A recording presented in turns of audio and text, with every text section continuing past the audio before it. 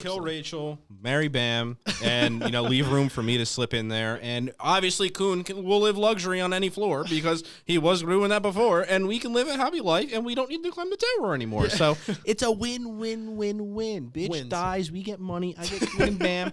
We're good. Throw in Yuri's got to be there in the pool party. So that's what I'm saying. We need this arc written. Yes. SIU, if you're listening to me, match me with Kuhn, Bam, and Yuri, and I will love you forever. And the arc is called Wins on Wins on Wins. Also honorable. AoA, that's a triple play. New episodes, I couldn't wait.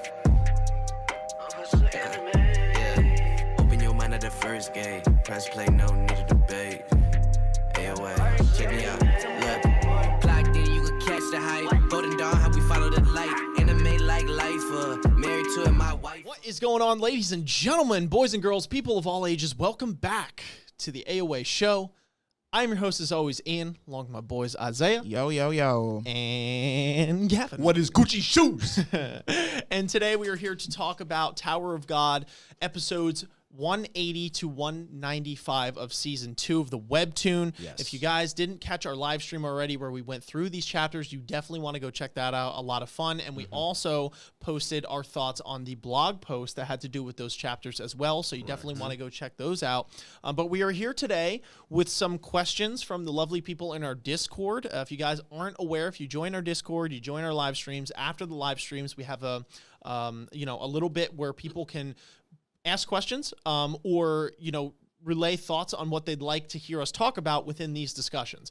And the ones with like the most upvotes, reactions, whatever, we will compile into a list of about 7 or 8 and then talk about those. So if you want to have your opinions heard, the best way to do that is to join that community Discord, catch us on our live streams, and hit us up right after those so you could hear what you want us to talk about. So anyway, we're going to hop right into it. Again, guys, if you like the content, make sure you guys are liking, subscribing, hitting that notification bell, sharing with your friends, and commenting your thoughts down below. What did you think of our discussion? What did you think of the topics at hand? What were your thoughts on these chapters specifically? And what are your thoughts on Towerofgod as a whole? If you want to support the show in any which way, you can check our description where we have links to things like our merch store to rep some AoA swag. You can hit us up on Patreon, become a patron to get exclusive benefits to the show. We also have our social media links there, as well as our Discord, which I had mentioned before, and our Twitch profile as well if you want to throw a follow over there.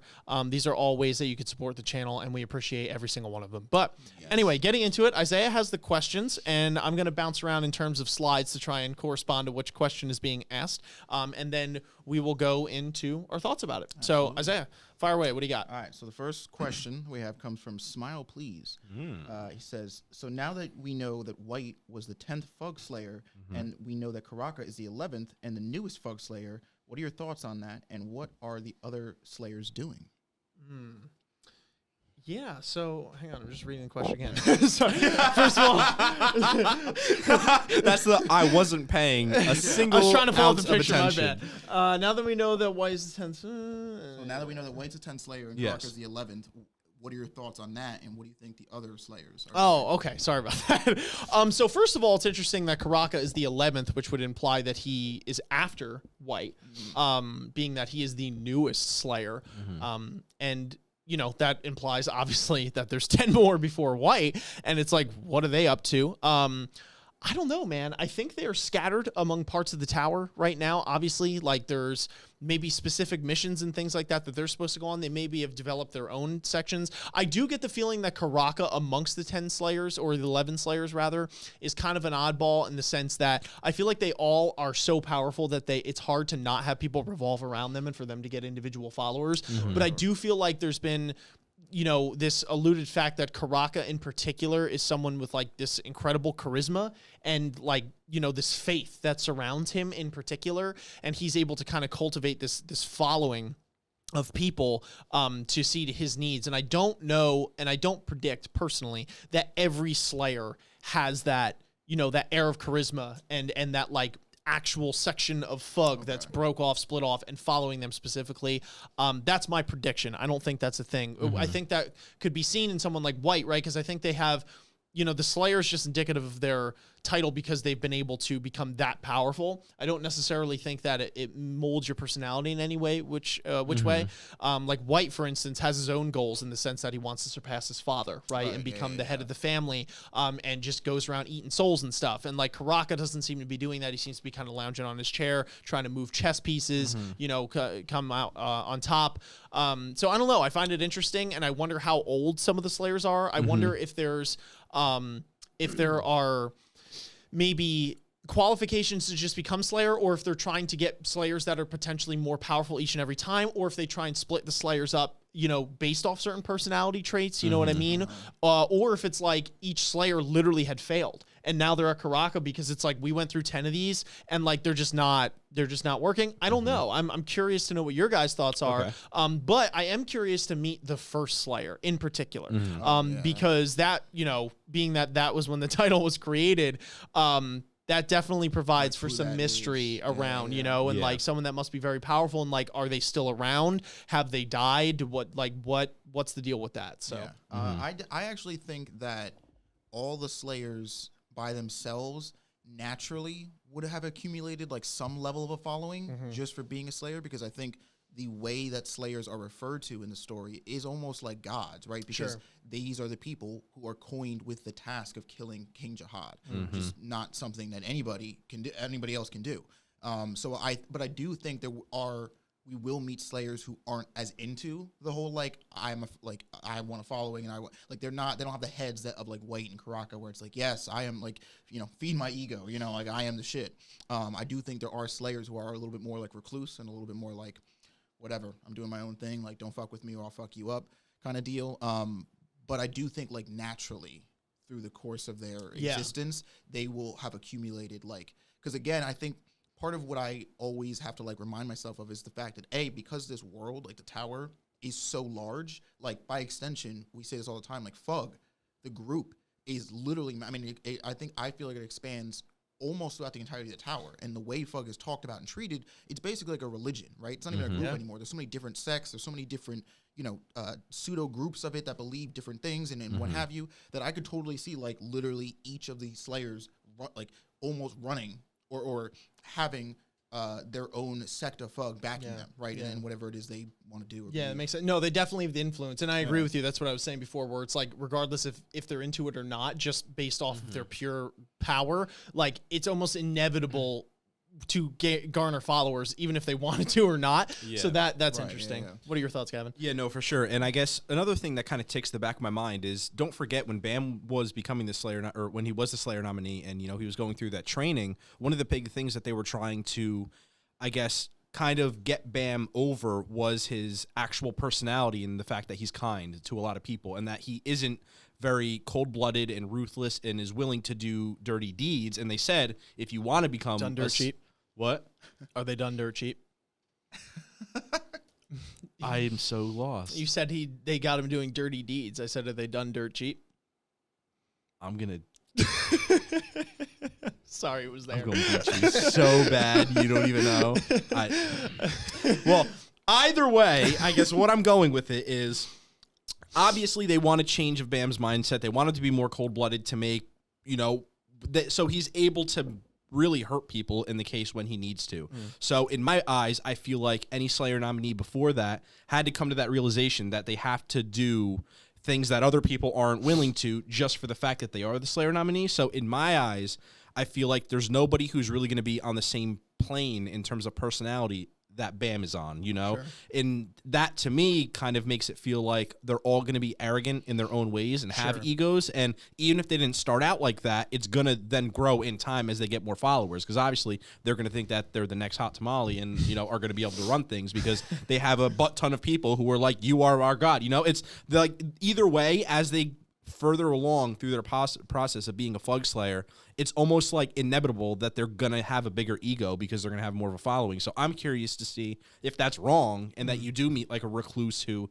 is more to himself, doesn't really care about, everything, or maybe at one time did, but then kind of like grew up a little bit and was like, this is kind of just petty. Like, why am I a part of this, you know? Sure. But yeah, I'm definitely curious to if we even see other nominees or are they just alluded to throughout the story. But it's definitely going to be interesting. Yeah, for sure. And something that and I'm probably going to sound ignorant on this because it might have already been stated, but you know, slayers are people that are supposed to fight jihad. Correct? These are people nominated strong enough, if I'm not mistaken, to be like, okay, you could be chosen.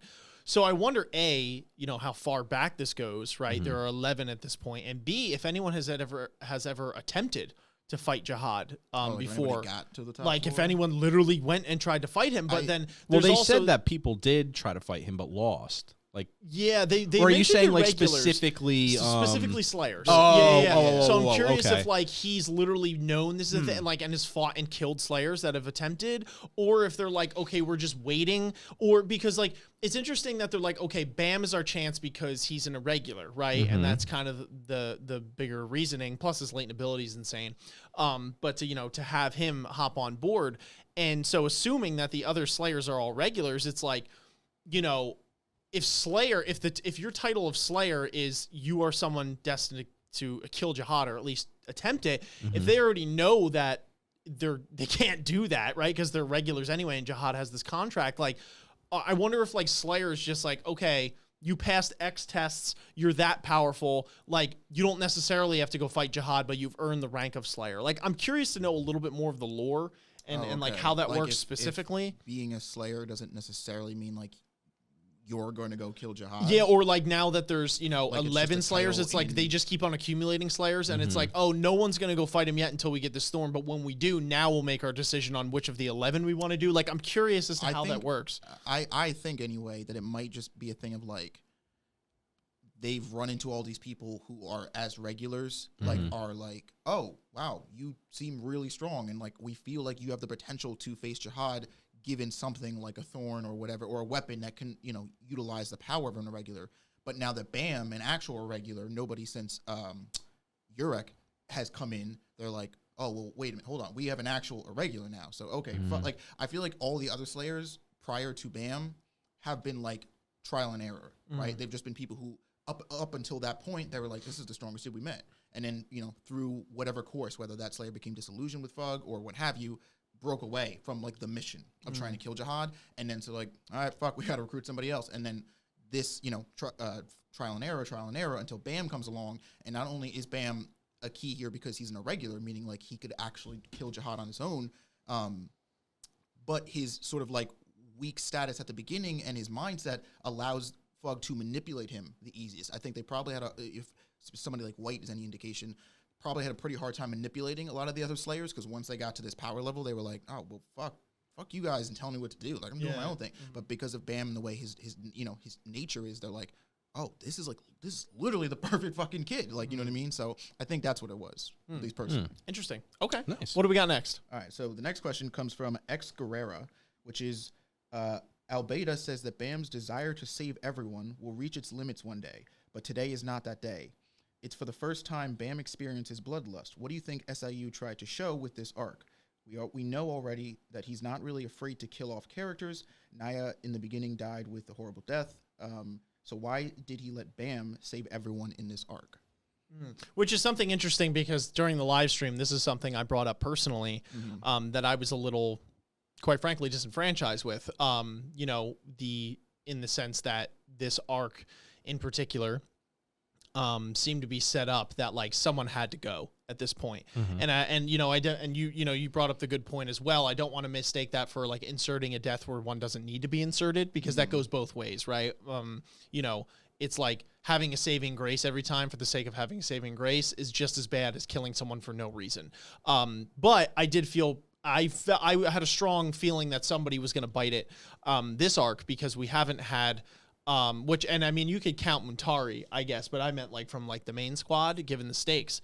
So that was something at first that I was a little disenfranchised with, because, she comes down and, and like saving graces them again. I thought Arc Raptor was going to bite it at that part, and that would have been like a really heartfelt thing if he did.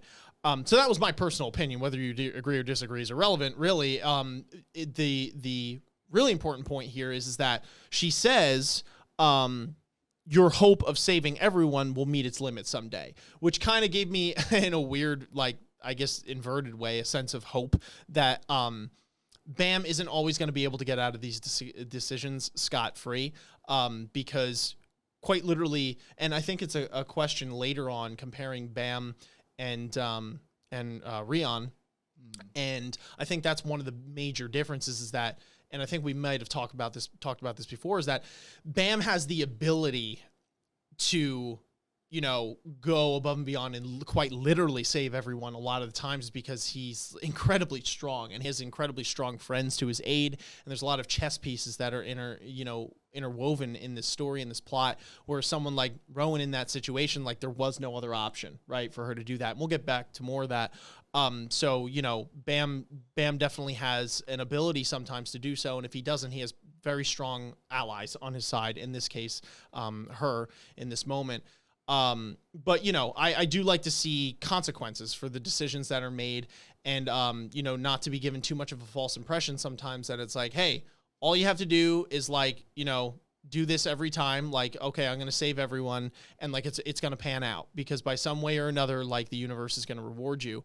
And definitely Bam has gotten lucky in the sense that like the towers quite the opposite of that from what we've been told. But he seems to be getting out pretty scot-free, I would say, all things considered, each and every time. So I'm curious as to when that is not going to be the case anymore and what the situation is going to be specifically. But I did appreciate that it was kind of addressed. This was something actually in the blog post that we read that SIU specifically addresses. And he says like that there's who's morally correct, who's morally not. Is Bam being naive? Like there was a lot more things at play here. And like, I'm fully cognizant of the fact that I made this decision on purpose. So that definitely interests me now. I'm like, okay, why did everyone get to make it out of this one alive?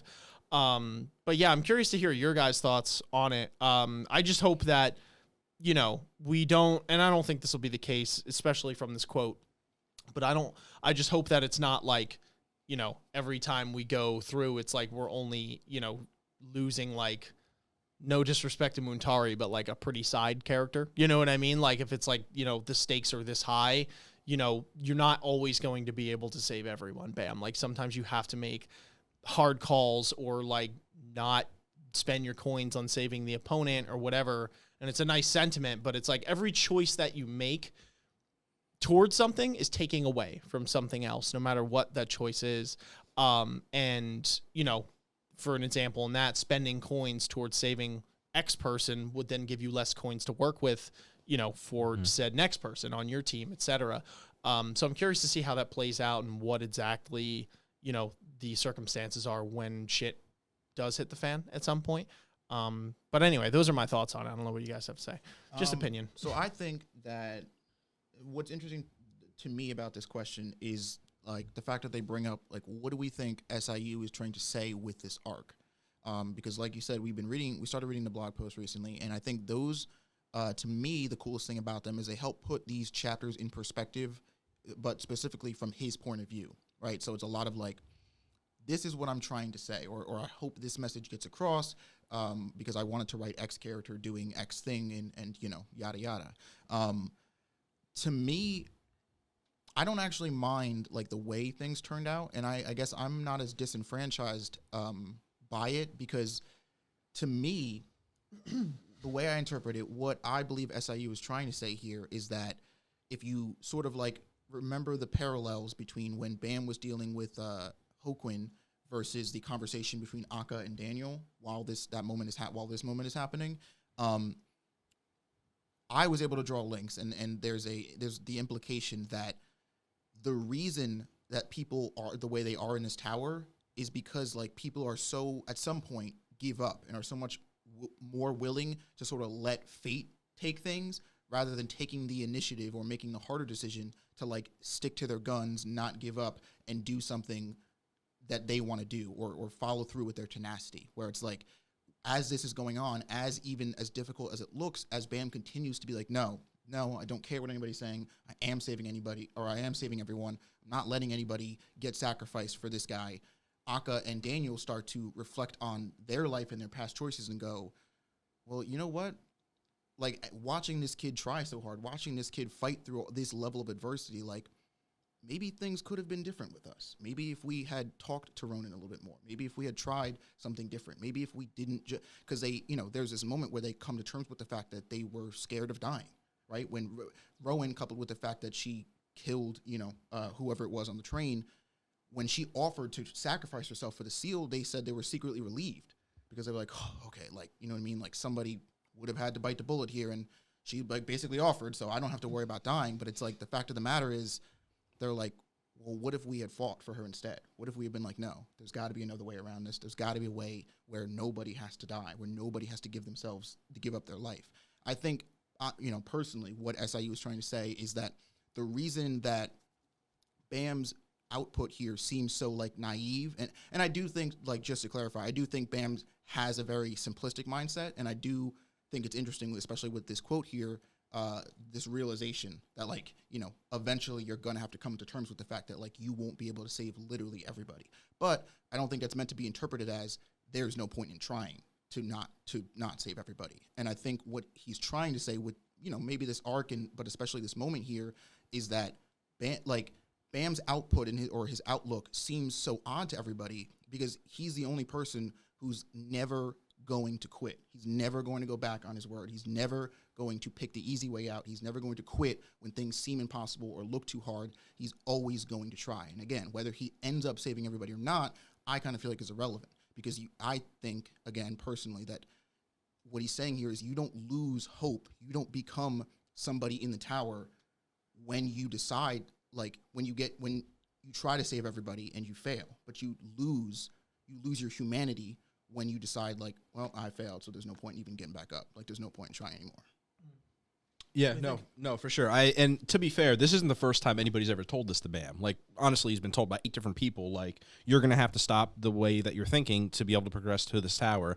And I don't think that there's ever going to be a point when he doesn't follow in that stead. Like, I think he will always have the mindset that he does now, and I am curious when it's going to really reach that point when he does start losing people and how he reacts. And in this occasion specifically, I feel like it would have been weird with having her come into play if somebody actually did die, because in my eyes, I feel like if somebody was to die on Bam's watch when he's trying to save them, no matter what, he's losing his head, and he is literally gonna, whatever power is stored with him or whatever, really just whatever is around him, he's gonna blow up and he is gonna be uncontrollable. And in this specific situation, if that happened, you wouldn't have been able to introduce a character like her, because obviously the only way he was able to overcome Joaquin was by given or shared the power from her.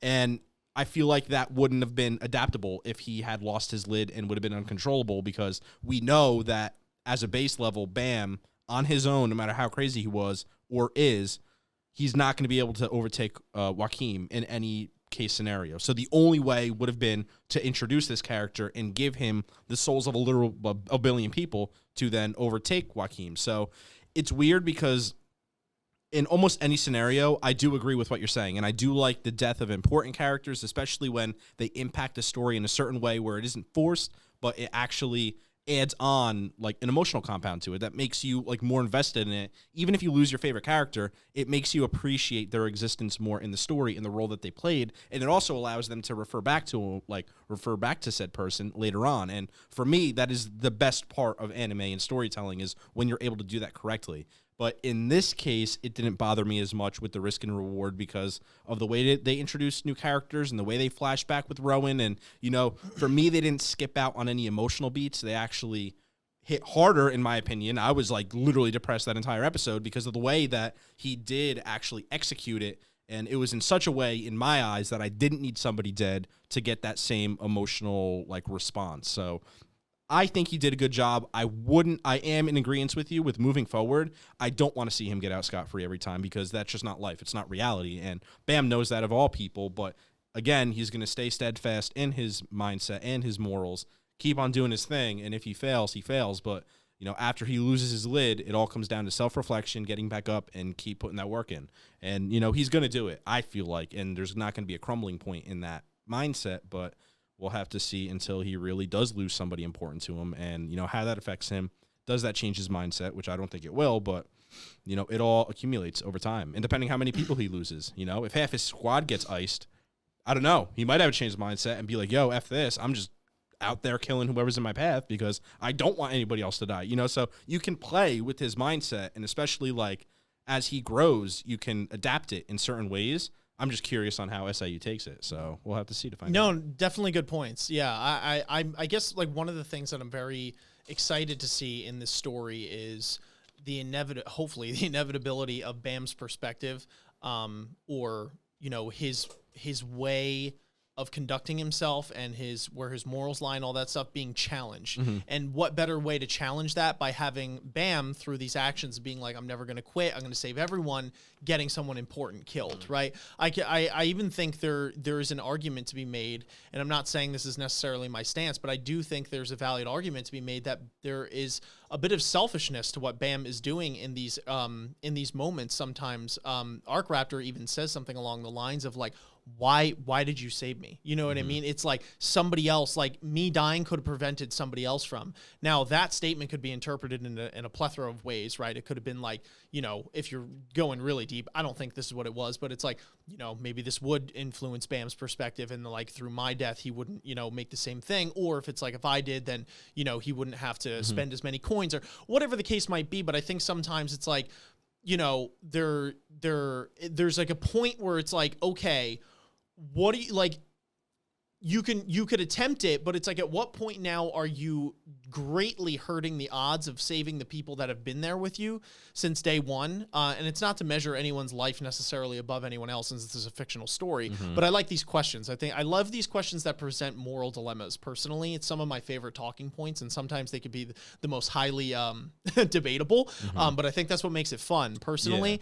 Yeah. And I think this is one of them. So I'm curious to know what the audience thinks on that, because I'm like, there's only so many times that the like Deus Ex Machina could come in, where it's like this, like, either angelic figure or someone that is like incredibly more powerful, or gives, said character a Zenkai boost needed like to exactly beat, said person. And like, there are a couple times within the story that happens, and I'm not, like disenfranchised or anything, but it's like this one here was like one where I was like, all right, you know what I mean? Like, I'm not getting as much of a punch here, because it's just like, like they definitely set it up, and it doesn't come out of nowhere, which might not fit the definition completely. So fair enough. But yeah, I just want to see Bam's perspective challenged and flipped on its head in that scenario. So again, I'm curious to see how they do that in the future, because I actually think I don't think it's wrong that they did it the way they did here, and I'm not knocking it, but I think this would have been like a decent opportunity to do that in the death of Arc Raptor there, to show that and have that perspective flipped, which is just a thought. So I'm curious to hear yours. But anyway, that's enough on my thoughts on it. What do we got next? All right. The next question comes from Dark North Emperor, a.k.a. our meme lord. It says, the parallels between Bam and Ronin.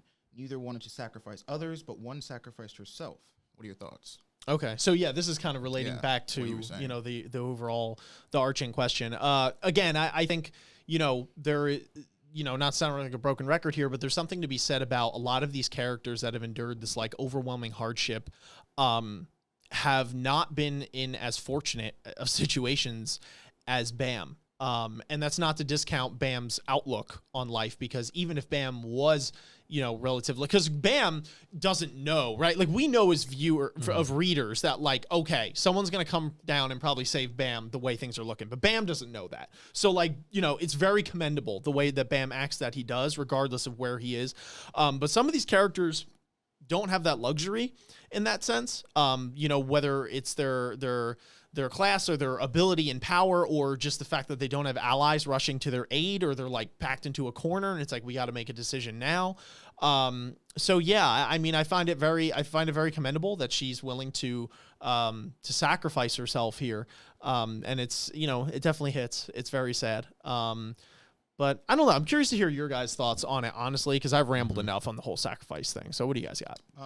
So I don't know. It's kind of tough for me, because like, Of course, it's easy to be like, if you're in Bam's shoes, right? I guess, like, in the sense that, like, oh, I have these abilities, right? I have like the power to fight back, or I have the ability to say no and back up that no with like, ability or whatever. And so, yeah, like you could look at this scenario and be like, well, Arie Hon is actually like more commendable because she knows she doesn't have the skill to like just beat up or fight away whoever is directly opposing her, but she's willing to give her life in pursuit of X people, of X people being able to live on, like, without her.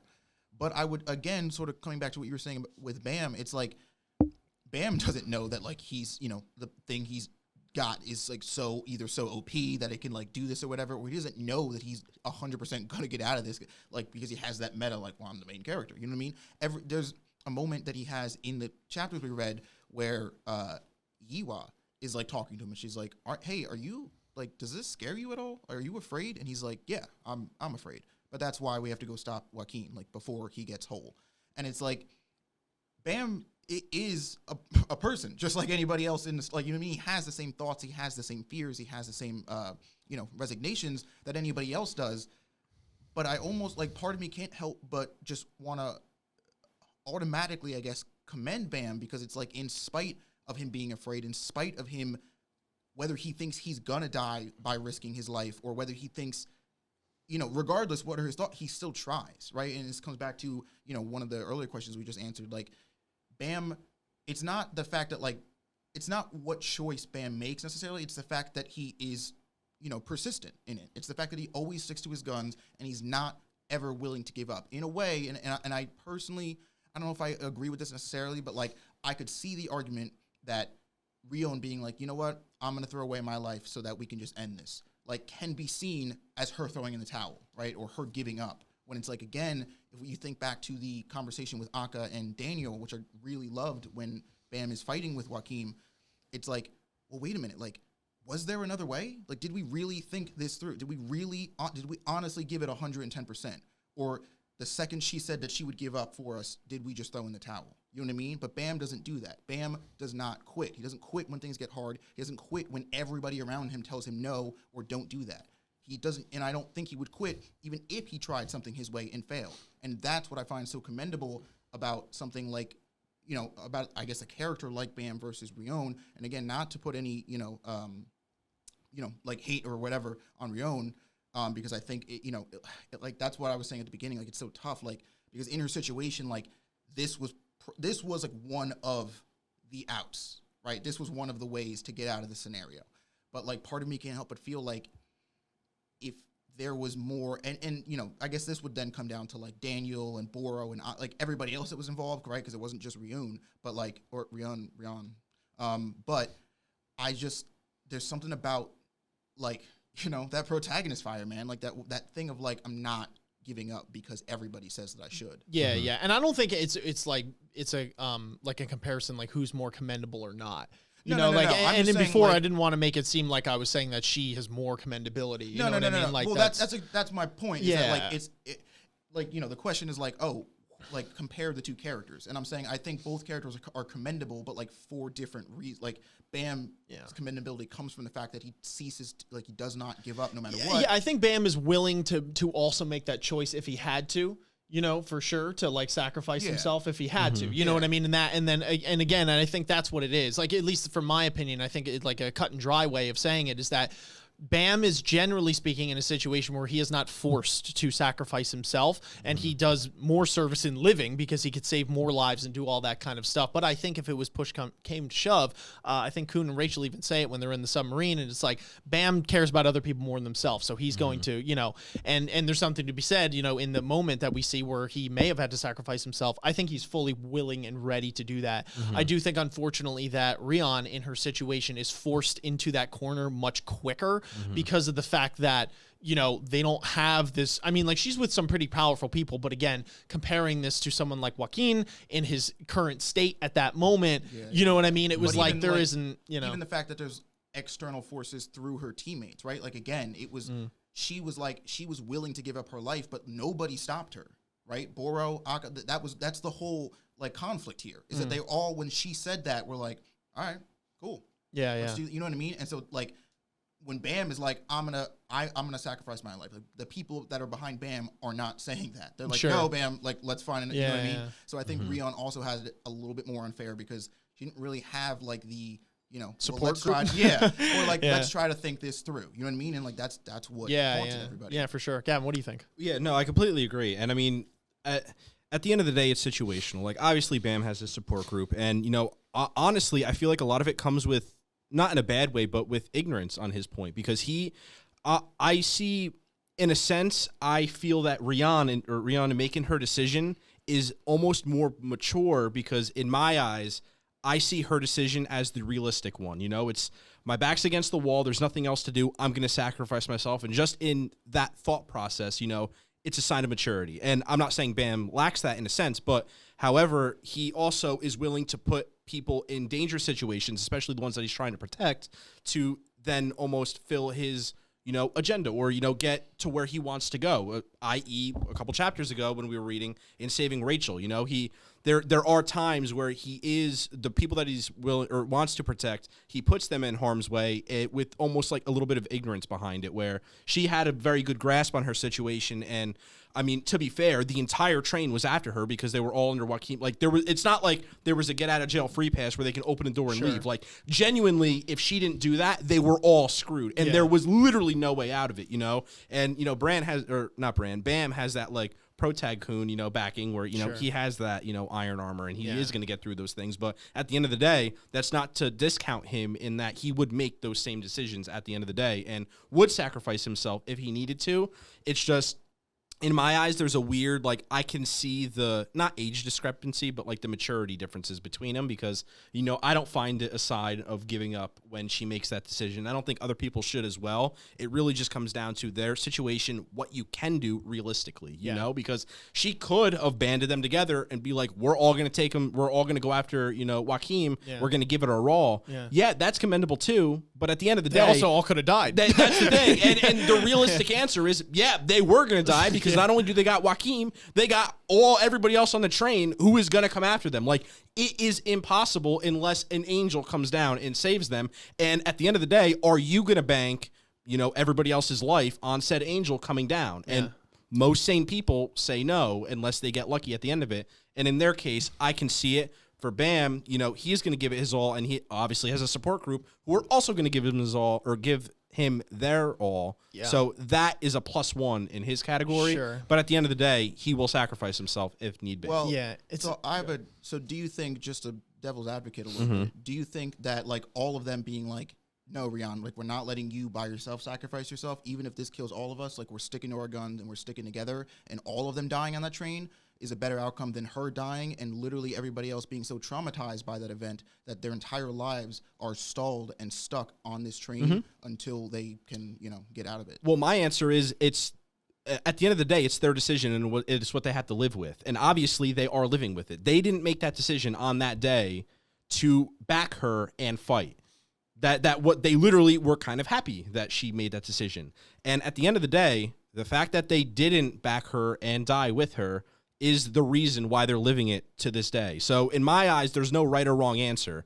It's just the fact that whatever decision you are going to make, you are either A, going to have to live with it for the rest of your life, or you're dying on that hill. And they chose that they didn't die on that hill. They're going to live with it for the rest of their life. So I don't think it's necessarily a right or wrong in their scenario, because at the end of the day, they're going to pay the price in no matter what way, whether emotionally or physically. Well, so if I said right or wrong, I apologize. I didn't mean, like, which of those options is more right or wrong. My point in asking this is that whichever way you choose, whether you're like, no, Rion, you, like, do this by yourself, or we all do this together, you don't know how, in the moment, they don't know how any of those events are going to turn out. So all you have all you have to yourself at the end of each of those events is what choices you made, what decisions you decided to stick with. So if you are like, no, Rion, Rion. Yeah, Rion.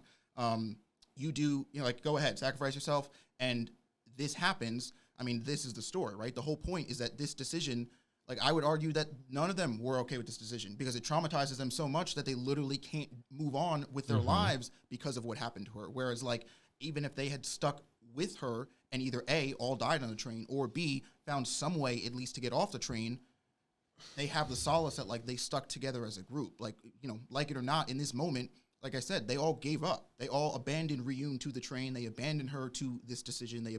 Nobody decided to fight with her. And so I guess what I was getting at is, do you think that it's better to have picked the more realistic option because that's the way that seemed like the only way out, or fight even in the face of not knowing what the outcome is, but just the sheer fact that you fought together till the end, like, you know, makes up for that? So I have an answer for this one, and then if you want to, I think given the information that we're given, I think it's the fairy tale answer to come together, and the honorable one, sure, to be like, you know what? No man left behind. Doesn't matter. We're going out, even if it's like without a plan.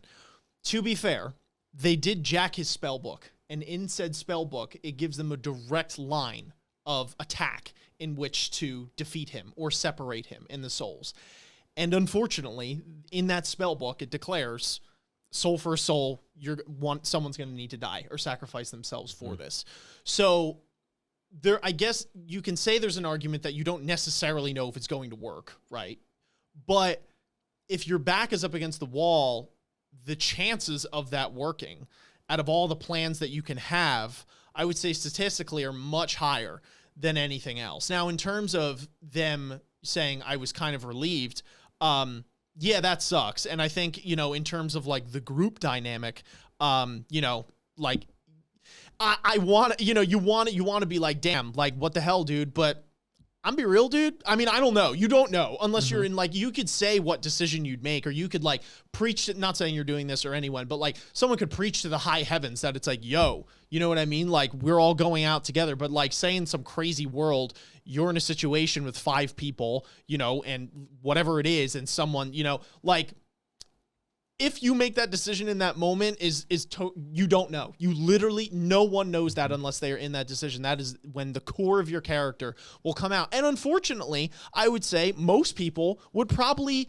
make the Akka Boro decision, Sachi decision, be like, whew, okay. You know what I mean? Be like, all right, whatever. It doesn't make it right.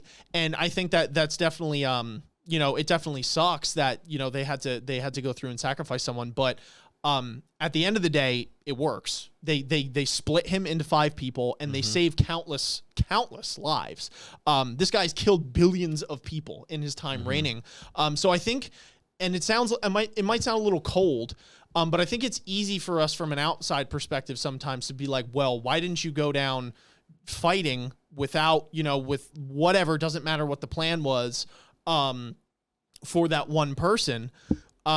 You know, but looking from the outside in, it's, you know, it's easier said than done. And I think their motivations in the moment, they weren't thinking about the billions of people. They were just like, whew, at least I don't have to die. And again, I think that's not the correct way to go about it. But I guess if this answers the question, maybe I'm looking at it in a different light, in the sense that if you have to choose what's going on, if I'm like outside, like God hand looking in, like moving chess pieces, you know what I mean? Like it sucks, but I think that she specifically made a very noble and correct choice. But there is really no correct in the situation. I don't know.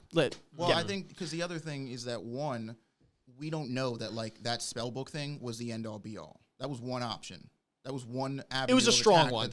But it's still one. Sure, it's a strong one, but it's one. Right, but I'm saying you don't think that instead of just stopping at the one and being like, all right, we're doing this, bet, like, we don't discuss any I would other assume options. So Go I'm ahead, going to go say ahead. it's easy to say that when your life isn't on the line, when you're looking at it through this perspective. And that's why I appreciate her decision in this scenario, because in my eyes, it is cut and dry the most realistic way that this could pan out. And that's not to say it's the right or wrong one. I honestly think that neither of them are necessarily correct in a sense, because is no right decision, and that's the thing where, yes, it's noble, and you know, stepping back, you could be like, oh, well, this could have been a thing, or it's really just an unknown variable, and you don't know until you try it. However, it's the mere fact of trying it that could literally destroy everything that you're willing to make this cause for, which would be saving all your friends, or, you know, that's the cause. She doesn't want anybody to die. So, you know, it's weird because, yes, there could have been XYZ variables that maybe could have happened, But are you going to bet your life on it?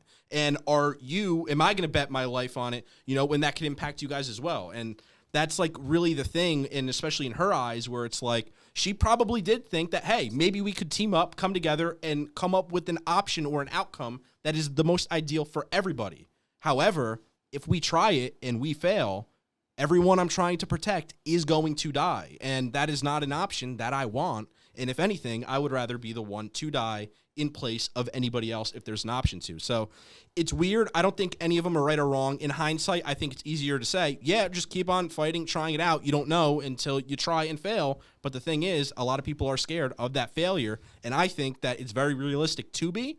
And I also think it's important that just because you do band together to try out all variables, there is not 9 times out of 10, but I would say, unless you're the protagonist of a story, most of the time you aren't going to pass. And it's really just, that's what makes someone like Bam so, remarkable in the fact that he is able to overcome these feats and, somebody is willing to give him a hand or he has people to back him. But like, in my eyes, that's more of the fairy tale dream. Like, that's not the realistic, choice or option that people have. And I feel like most people on every day-to-day basis, like, that's what they struggle with. And it's like the reality of, you can have all the right answers and all fight together, but at the end of the day, that doesn't mean that you're always going to pass or succeed or, in this case, live. And, it's really just figuring out with the realistic outlook, what is the best option. And in my eyes, any variables you throw, she picked the right one. Yeah, I think this reminds me of a scene in Hunter x Hunter, for any Hunter x Hunter stands out there, when Gon is going up to try and get his hunter license, and he basically goes up a cobblestone road, and a woman comes out, and they don't know that this is a test right off the rip until she tells him, and she says, okay, all you have to do is answer this question correctly. And there's another guy with them, and she basically says something along the line, I'm paraphrasing here, she says, you have the choice, you're in some crazy scenario, and the choice is you have to either kill your mother or kill your wife, or your spouse, right? Or your girlfriend, rather. That's what it was, right? She says, okay, what's the right decision? So the one guy hems and haws, and Gon and his team are chilling. They're next, right, in line. And the guy's basically like, I got it. He's like, it's the wife. You kill the wife. You could always get another wife. You only have one mother in this world, right? And it's like, okay, yeah, I guess. She's like, okay, go up the tower, right? Gon comes up. She says, it's this way. Go up. Gon comes up, she asks him the same question, and Gon immediately says, neither. There is no correct answer. Like, I can't, it is physically impossible for me to answer this question correctly because there is no correct answer here. And she's like, you got it. So she points him to another path, and they go down. They eventually, they realize that the woman pointed the one guy who answered the first one to a path of death. And because he got it wrong. Like, that was it was a trick question. That was the thing. So I think at the end of the day, this is like a similar scenario, which is like, when it comes to willingly let somebody die, it's not like, any right decision, right? Where it's like, oh, if I save this many people and this many people, it's just a decision. So I think on an individual level, I find it very noble of Bam's outlook. I found her outlook very noble. And I think that the other characters within her group, Akka, Boro, etc., are living with that decision because they did not make what would be the noble decision. But I also think, I guess, for a closing note, that at the end of the day, although in hindsight we could disagree with them, and I still would, but I would hope that in that situation that maybe I would make the choice to, try and find another way out of it, which spares her. But to be honest, I don't know that I would make that choice unless I was in it, and nobody really knows sitting at this table or watching right now. So I guess when these situations arise in the webtoon, in the manga, and whatever, it's very easy for people to preach or say that I would have done it differently, or why didn't they do this? And I feel like it's never that simple. So to look at these characters sometimes with, like, not to say anybody here didn't, but I'm just saying in general, as a general rule of thumb. You go online, there's somebody who's... look at these characters with, like, a little more leniency, you know what I mean, for these really tough decisions. But anyway, that's my closing thought. We have anything else to say, or we want to move on to the next one? Well, the next question is from AK Games 22. He says, final thoughts on Daniel's team's backstory now that we have everything revealed, Rowan, and how Sachi describes the events. I'm trying to find the slide. I'm sorry. If any of you have any thoughts. All right, wait, repeat the question one more time. So, final thoughts on Daniel's team's backstory now that we have everything revealed with Rowan and how Sachi describes said events. Yeah, I mean, for me, it hit hard. I mean, obviously, I would say that now, that whole team is feeling the repercussions of what happened and have been living the repercussions of the decision that was made that day. And it haunts them quite literally. And, rightfully so. Like, it should haunt them. And although that's kind of a bad thing to say, at the end of the day, it's, they're reflecting on what happened and that it really tears a heartstring. And I'm glad to see them now where they're at in terms of, not really accepting what has happened, especially with Daniel, but like at least trying to right a little bit of the wrong that happened and that they're moving forward, or at least trying to, although they weren't for the path of it. But you know what I mean? Now it looks like they're overcoming it. And, they meet someone like Bam, who is quite literally the best presence to have, especially in the situation that they're in terms of helping them get through it, move on, and, just continue in their storyline. So I already forgot the question if I even answered it properly, but that was my thought. Well, I think, to be fair, I think we kind of hit on this. We did. Within these past 3 questions in general, so I don't think you have to go too ham. But yeah, I don't know if you had any thoughts. I'm at a loss at the moment. Yeah, well, I loved this. So part of the reason that I love the story here of Daniel and his team is because I think, again, the whole point of the story is supposed to be about, like, what fear can do to a person and, like, how it has quite literally crippled. It ends up costing them Rowan and crippling everybody else in the team, right? Literally nobody can leave the Hell Train. Nobody can get over the fact that Rowan dies. Everybody blames themselves individually for Ronan's death. And Daniel, because he had a personal connection to Rowan, like, albeit not of just them being on a team, literally gives up any chance of him living any sort of, like, fruitful or successful life in the pursuit of literally getting to remake that choice again, of getting to right the wrong that they committed on this train. And so part of what I love about this is just that. Again, I think there's a message here that SIU is trying to say in the fact that he's like, right or wrong is not really, like, what is the point of the decisions these characters make, because at the end of the day, like, everything is perspective, right? But if the other thing is, at the end of the day, nobody knows the outcomes of the decisions they make, right? You don't know what's going to happen when you make a decision, so all you have is the decision that you have to live with after you've made said choice, right? Which is the whole point here is Daniel's team here makes this decision, and for all intents and purposes, I don't think it was the correct one, because it literally destroyed not only Rowan. The whole reason Rowan gave up her life was so that everybody could move on and live. Nobody did that. So in my mind, her sacrifice didn't work, right? Because it literally kept and crippled everybody to basically making them. Daniel has this line a couple, like, chapters ago. It makes them all ghosts of the Hell Train, right? Like, everybody feels like their souls are basically attached and tethered to this train, because this one moment of trauma is so important and so all-encompassing to all of them that, like, they can't move on. They can't, get past this, or they can't get over it. And so I think one of the things that I love about this, this story about Daniel and his team here is just that, like, no matter how much fear you have about making a decision in the moment, fear should never be the reason you make a decision. It should just be a factor considered in making that decision, because I think you could even argue that while noble of Rowan to make the decision of, I'm going to give up my own life, that there was also guilt that played into her making that decision. Remember, she killed a person, and she feels responsible for now putting her entire team under the scope, so to speak, of Joaquin and everybody on the train. So that she even literally says, like, all right, I'm going to do this. I'll give up my life. It's my fault that you guys are in this mess to begin with. Now, that sounds to me more like somebody speaking out of guilt and wanting to right a wrong than, like, more so of, like, I'm doing this because this is the right thing to do, right? And again, that guilt coupled with everybody else being so afraid to die that nobody questions her or wants to stand with her on this, and we end up with the story that we have, which I think is a beautifully tragic story, but a tragic story nonetheless. So I want to test that a little bit, because one thing that you said was that it's almost like she died in vain, because they're going to be so traumatized coming after that. So in my eyes, yes, I agree to an extent, but I also feel like there's a point where they're, especially at now, where it comes with acceptance. Like, yes, it traumatized them and it haunted them for years. However, she's not dying in vain in that sense, because now that they met someone like Bam, they're going to come to the realization to have to accept and reflect on the decisions that they made and thus move forward in life. So yes, it might have took a couple hundred years in their sense, but it's not in vain because they're going to come out of this situation being able to accept what happened and live their life to some sort of degree, not in overwhelmed by fear, guilt, or whatever.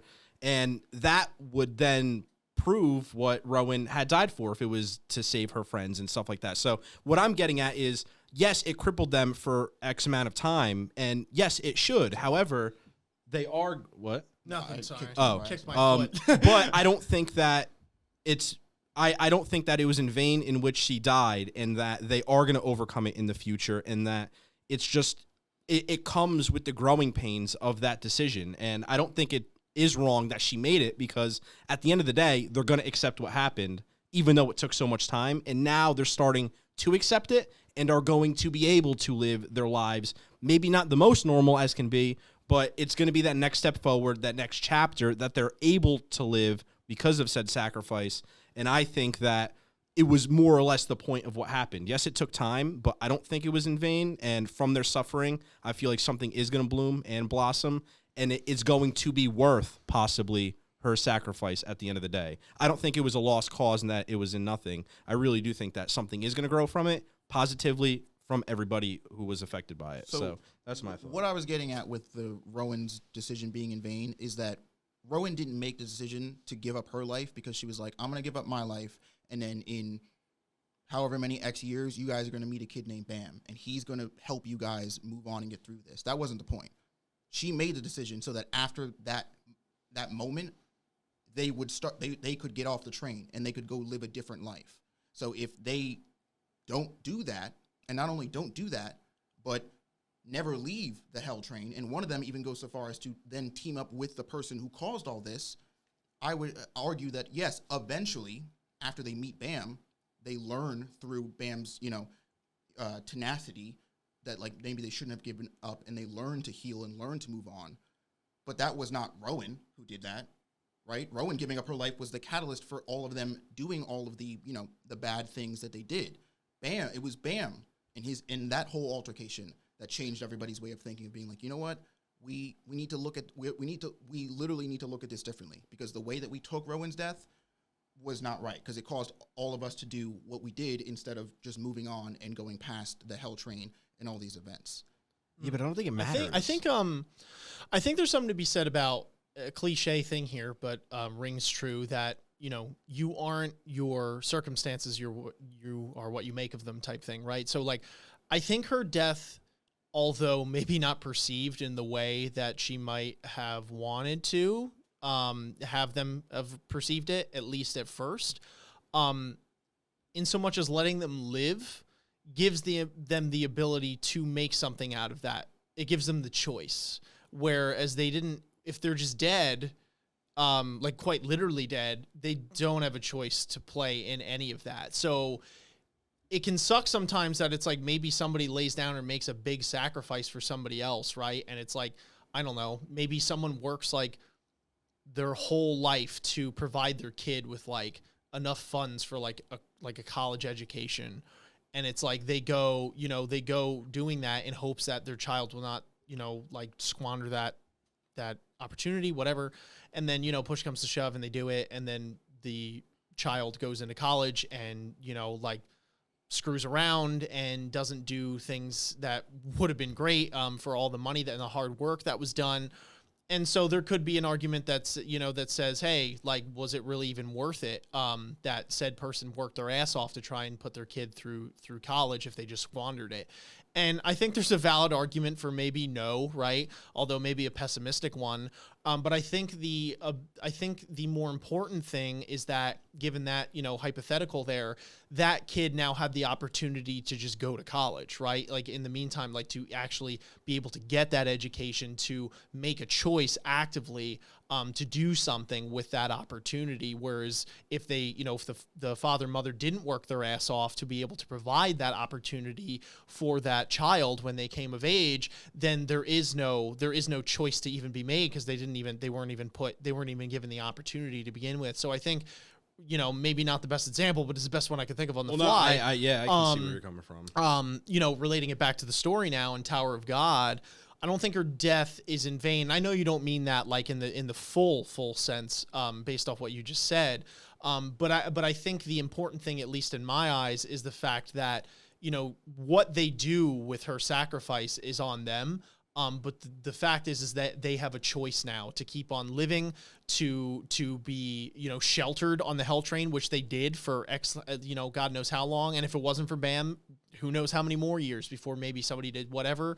Maybe there's Daniel, which is like totally, I think, one of the worst decisions, trying to revive the very thing that she died for, right? And doing that, which is like, dude, you're just robbing her of all of her agency at this point. You know, and all those kind of things. Like they maybe didn't make the best decisions, but the fact is that they had a decision to make.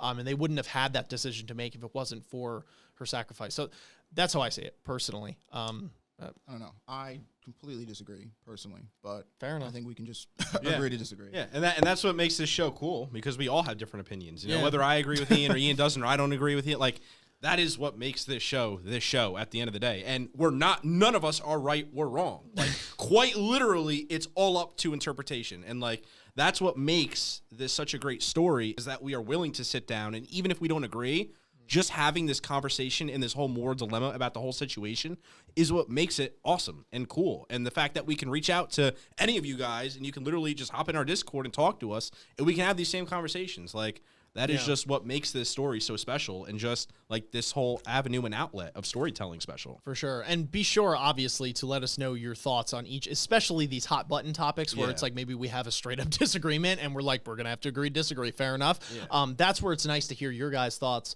on what you think, right? Where it's like, okay, is this justified? Is this not? What would I do in this situation? Am I just saying I do this in this situation? Whatever the case might be, it's always nice to hear your thoughts. The conversation involves all of you. But anyway, moving on to the next question. Anyway, the next question is from Ann2005.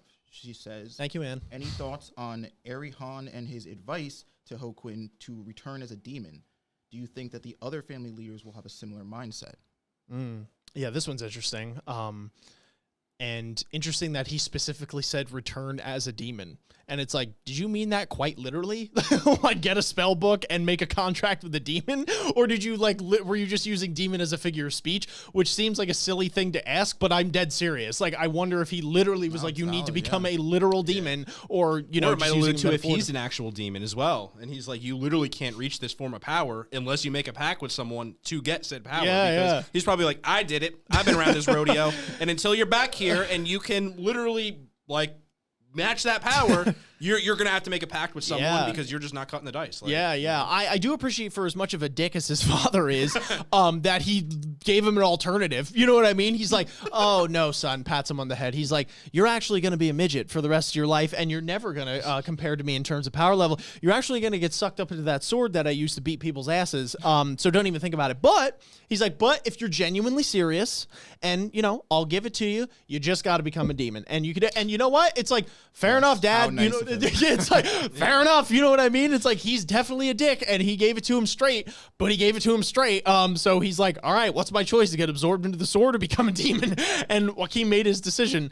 So yeah, it's definitely interesting. I don't think that, I mean, it's obvious that it's right in any way, shape, or form. What this father I'm just playing games when I say that. Like blunt or not. And I think what's interesting though is that, you know, cruel or uncruel, I do think this is how a lot of the upper families or the 10 great families operate in terms of like their structure, where again, we know that Jihad came in here with the OG, or, you know, the people who are now the heads of the families at the very beginning. So we know that the people who are the heads now have been the heads for like forever. And so they're probably not people who are super keen and cool on the whole, like, you know what? I hope one day my son or daughter grows up and surpasses me. They're like, the fuck with that shit. I'm going to live forever. And I don't want anybody touching his power because this shit is dope and I want it forever. And so the structure is probably very much like a King of the Hill situation where it's like, all right, you want this? You're going to have to kill me for it, and I will try to kill you. And it's like, you know, you don't grow up. If you are I mean, you know, look no further than Kuhn or even somebody like Iwa, who we've learned about recently, where it's like, you don't grow up in these families where it's like, oh, don't worry, son. Like one day, you know, it's like, hey, when you're old enough to swing a sword, you better swing that shit at me like you mean it, because if not, I'm taking your head off. And it's like, that's it. That's it. It's like you learn skills to survive or ways to operate and be useful, or you don't, or you're not useful. Therefore, you Yeah. don't and so I do think this is, unfortunately with the way Jihad has, built this great system here, the way that they see it, and so whether, and in a world like Tower of God where like actual demons exist, I don't know if the phrase like you'll have to become a demon, does insinuate that like, no, like go find the nearest demon and like make a pact with him and then come back here and we'll try this shit again. Or if it's like you're gonna have to become a demon, as in like somebody who's willing to do whatever it takes to get rid of me. I said, I guess like tomato, no matter which way you splice it, like you're getting at the same thing here. But I do think that it's interesting that that's the altercation he has with his father. I mean, we know or have known at least for a while now that the way Joaquin talks about his dad is that they're not on good terms or there's nothing pleasant going on in that relationship. But I do think, unfortunately, that it is par for the course when we're talking about the 10 great families and specifically ones as high up in the chain as the Arie family, the Ha family, and the Kuhn family. Yeah, no, for sure. It's crazy when you think about it's like Jihad almost like wanted this in a sense, or at least he allows like any head of the family to literally, it's the Build-A-Bear of families. If you don't like what you have, you can just go, okay, I can buy whatever I want. I can buy the next one. If there's a power that exists that is available, I can literally just achieve it and get it. And it doesn't matter who I have below me. Like, family is irrelevant because it's a society based on power. And if I have money, I can buy power, and if I can't breed it, I don't care. I can just buy what I want. Like, it's irrelevant. If you're not gonna provide me with anything of use, i.e. power, which is only of use in this tower, I'll just buy it or, just finagle a way to get another one, and you're irrelevant otherwise. Like, and it's just like kind of cool looking into that structure because like I would say most people don't live that kind of life, especially like in their family life. And I mean, I'm sure maybe somewhere people do, and that would suck. I am sorry for you. But like, it's just crazy seeing a world developed around that thought and ideology where family life doesn't matter. It's just power. And like, whoever has that power is who is going to get that respect. And that a family or a father figure could literally just be like, no, you're irrelevant. You bring nothing to the table. I could just, you mean nothing to me. And like, that's all that matters. It's like crazy. Sure. And like, you see it impact said kids, because they grow up kind of messed up in the head. And they're like, they don't have any family figure who shows them love or appreciation or actual care. So, they're going to be a little messed up like Joaquin. I can kind of see why he's messed up because look at his dad. Like, and it's cool because that justifies, at least in some sense, where their mindsets are at, even if you don't agree with them. Like, I'm not going to agree with Joaquin. It gives a reason as to why. It gives a reason, like, and it's one that isn't just, out of my left cheek. Like, you can see it and be like, wow, that makes sense because look what he came from. It puts two to two together and helps you move along with the story and flow better. So, it's this is a war for status and to retain that status and power. And these family heads can literally pop out a kid whenever the hell they want. So it's really irrelevant. It's like is it even a commodity at this point? It's like, it's literally just for them to like move pieces into play, get more princesses on the squad, appease Jihad, look good within the eyes of all the other people, compete with the other 10 families for more prestige and notoriety. That's really all it is. And I would assume that, these other 10 families are similar. I mean, there's probably slight differences within each of them in their personalities, but I mean, no family head has changed that I'm aware of. So, you know what I mean? Like, clearly they're all in the business of keeping their title here when you have the ability to do so. It's like human beings on our level, relating to that, like, know that there's a finite amount of time. So we know that no matter what you do, if you ascend to the highest ranks of power, there will be a day that comes, like, your reckoning. You will meet that day eventually. Yeah. So it's like,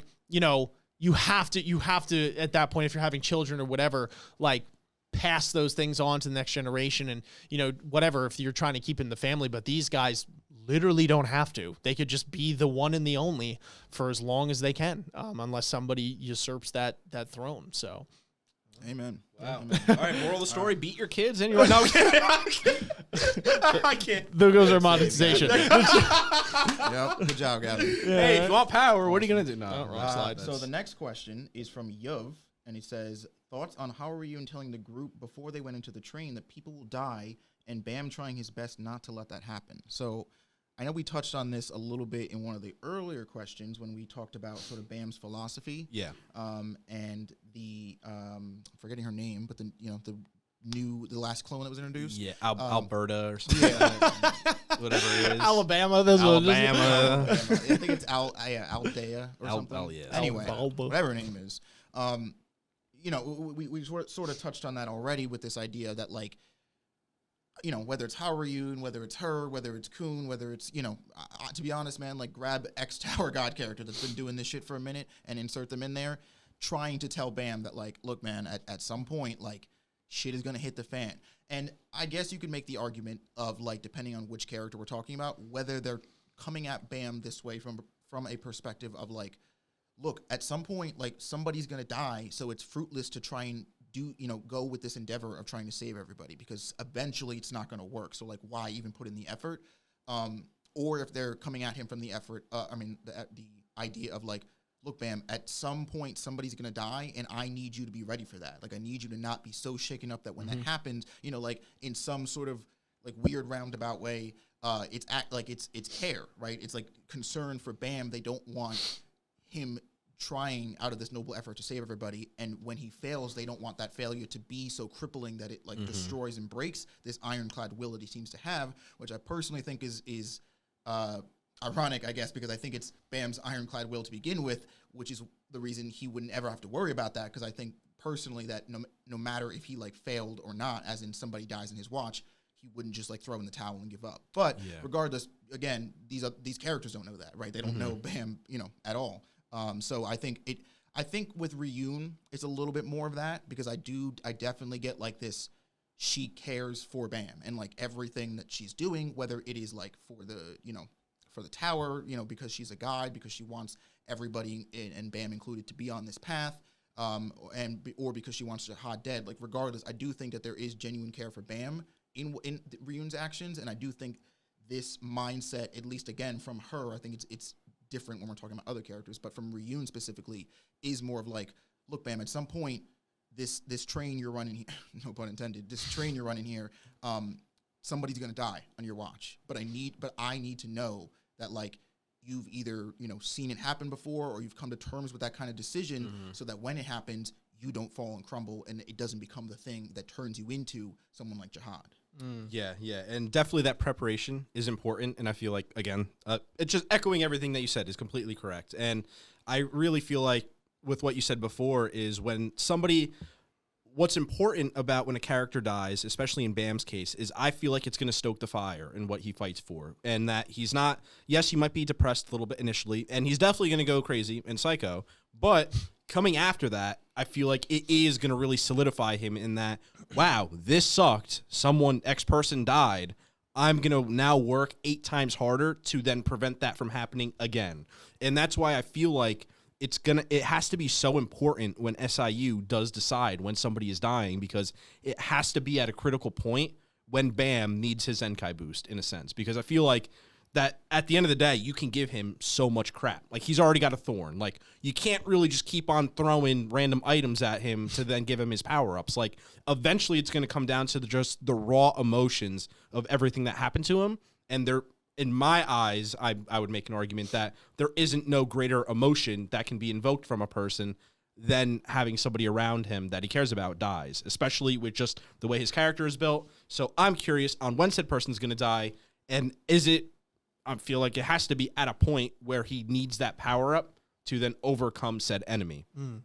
So I'm just curious when that happens, who that person is, and who dies, and how that affects Bam. But like Isaiah said, it's not, if anything, it's going to be for a positive as very late in the outcome, because it's going to come with craze. It's going to come with probably a little bit of depression and, self-hatred for letting that happen. But eventually it's going to, really culminate into something positive for him in terms of moving forward, getting stronger, to then help other people around him and prevent that same thing from happening. So I'm curious to see when it occurs, but for sure, who knows? Yeah. You guys basically hit every point on that, so we could probably go to the next one. I don't really have too many thoughts. So this next question is from Lupitai. Sorry if that's mispronounced.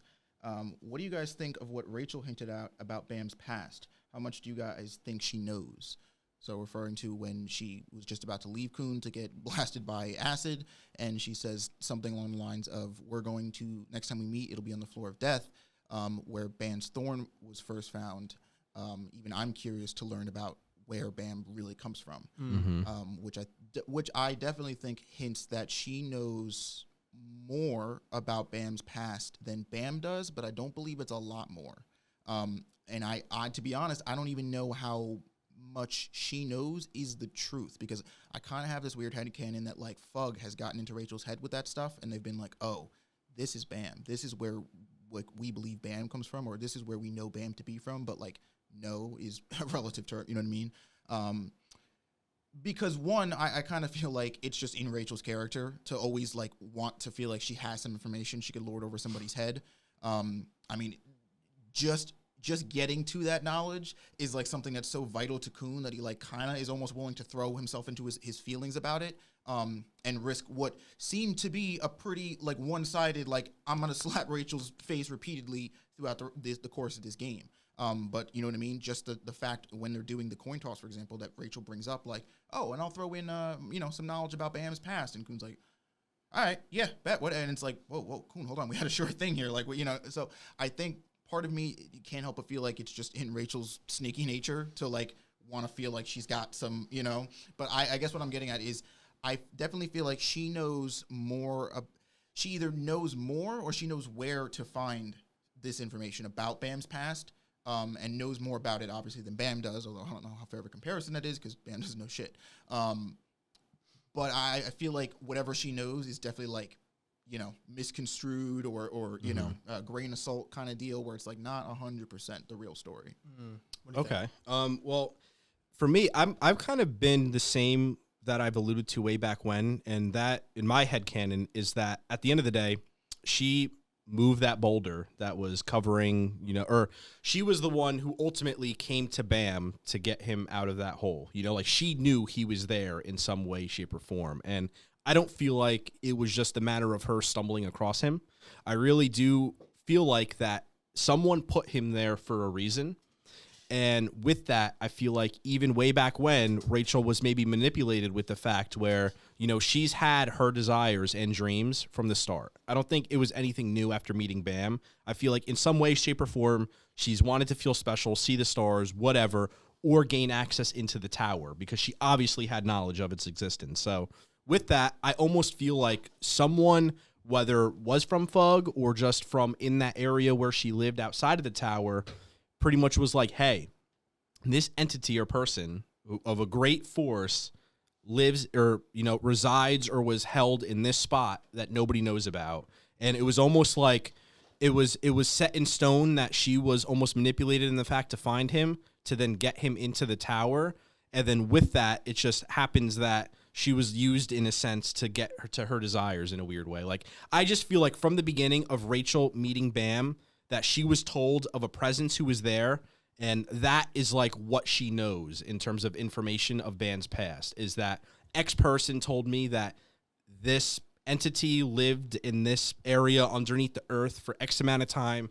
This is his purpose and why he was kept there. Like, I feel like it's more, if she knows backstory, it is why he was put in that place to begin with, or at least somebody else telling her, so it might not be true in a sense, but I feel like that would be the past history, if I'm explaining that correctly. I'm like thinking of it in my head a different way than what I'm explaining it, but I feel like she knows why he might have been put there.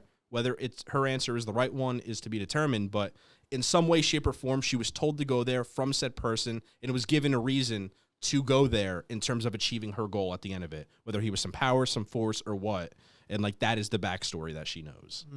Yes. Yeah, I think I agree in some terms that I think somebody's telling her, hey, do this, with thing down there. Like, that's all you need to know. Do it. Like, it's not like you don't ask me questions here, or you don't ask us questions. You just go down there, kid needs a friend or whatever the case is, or like, do this, monitor him, whatever. Something. I don't, because the reason I think that is because we have the scenes where it's like she'll go back upstairs And he's like, hey, wait, where you going? You know what I mean? She's like, I'll be back tomorrow or whatever. You know what I mean? She like kind of keeps him in there type thing where it's like, I definitely don't think that she just stumbled upon him like walking down the street. Well, that would mean that she wouldn't want him to leave though, you know, if you had said power. Like, you know, she wouldn't just let him come out. Wait, what were you saying? Wait, what? Oh, I'm not. I'm literally just saying that I think that somebody is telling Rachel, go do this, like befriend X kid, do what we say, like whatever, and that's why when she comes back out, like I don't think she just ran into Bam coincidentally. Oh, yeah, okay. Because I think if she ran into Bam coincidentally, there wouldn't be a reason that she like keeps him locked up exactly. there. Because she okay. doesn't know. I don't think she's fully cognizant of his full ability, or she wouldn't be if she just stumbled upon him. Because Bam, by all intents and purposes, comes off as weak. Yeah. So like until he isn't. So if she just stumbled across him, I think it'd just be too coincidental. It doesn't make sense as to why she would keep him down there when like the night's over or whatever. Or that she cared. So I think that there is another whatever organization, person, group that is basically telling her, hey, like go do X thing, like monitor him, whatever. That's my theory. In terms of who or what it is, I don't know. You know what my only contention in that same thought that I brought out What's is that?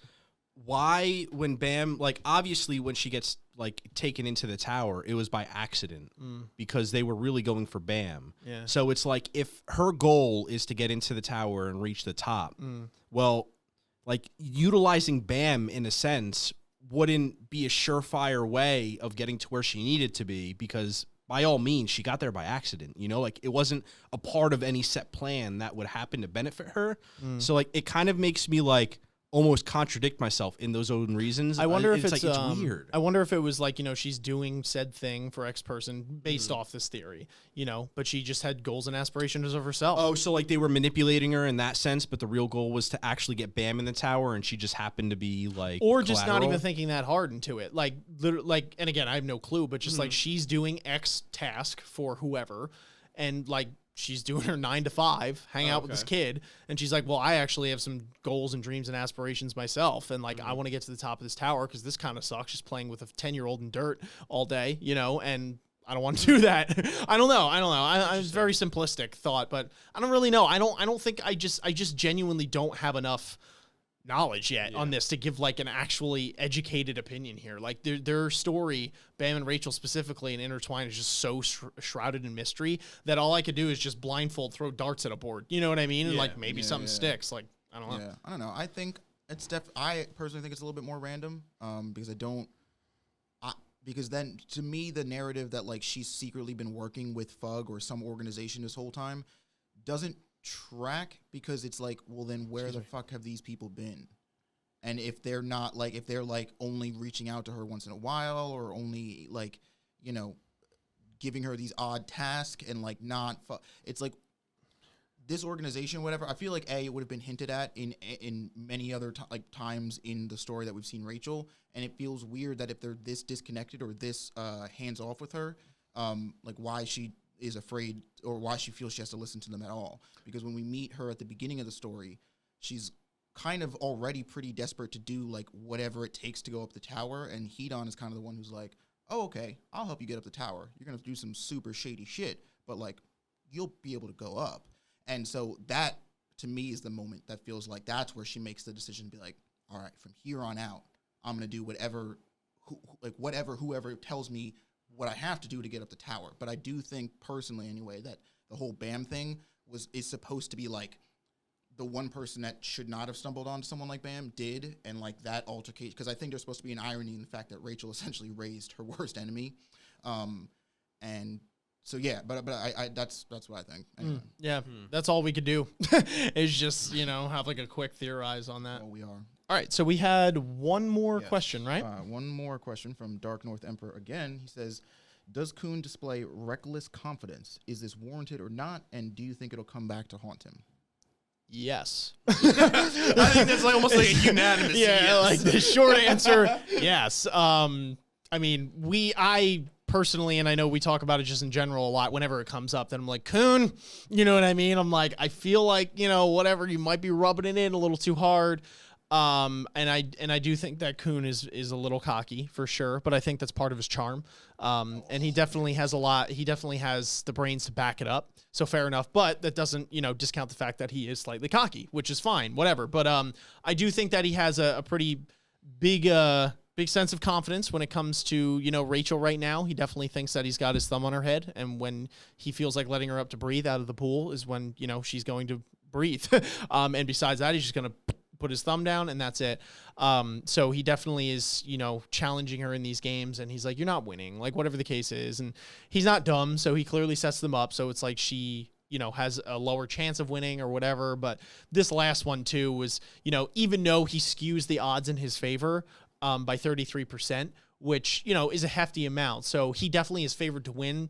He didn't fully cheat the game. So there actually was a crazy chance that like it was less likely, but that he does lose that game, which it's like, that's a lot to gamble on with someone that that you should easily be able to like shit stomp in any one of these scenarios.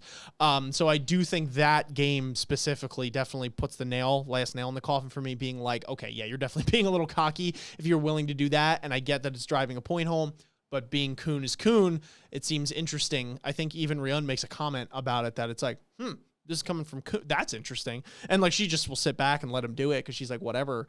And you hear the more vocalized, opinions from Rack, who's just like, are you an idiot? Like, are you, which is hilarious. But yeah, and like, but there is the thing to be said where it's like Kuhn is searching, he's searching for answers, for sure. And he has like his own motives. And there might be something where it's like, he's now decided to, I guess the argument can be purveyed that like he's deciding to keep Rachel alive to kind of follow her in this quest of like, okay, well, she clearly knows a little more about Bam than I do.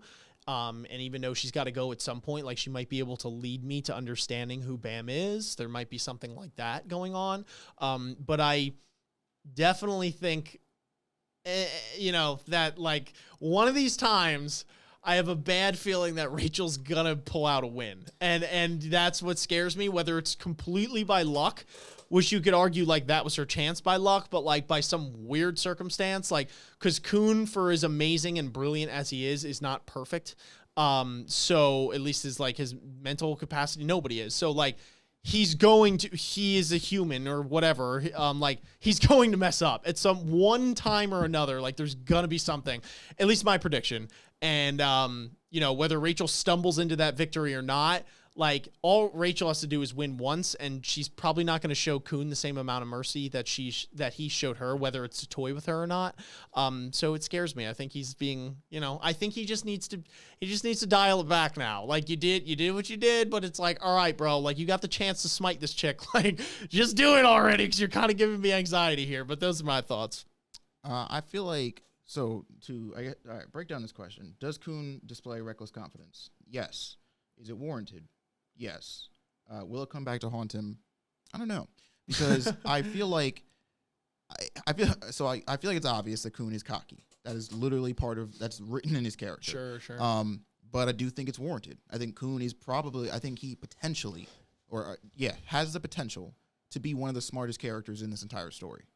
And I think with that, combined with the reputation of the Kuhn family, puts him on puts him in his head anyway, on a pedestal. It makes him think like, well, I'm the shit because I think I am. You know what I mean? And I think it displays itself best in scenarios like the ones we got into with this chapter with the coin thing, where it's like Kuhn is not, especially when we're talking about Kuhn dealing with somebody like Rachel, who he feels has personally wronged him and people he cares about, versus somebody who I think is just an enemy Kuhn has to overcome, or, whatever, where Kuhn is not just satisfied with like beating Rachel, right? He's not satisfied with like getting the win or getting the final blow in, like whatever, and putting her down for the game. No, he wants Rachel to know that the worst decision of her life was ever thinking that she could best him, was ever thinking that she could get one over on him, or that she was smarter than him. Kuhn wants and takes just about every moment he can to make her realize this, that the only reason that she's alive,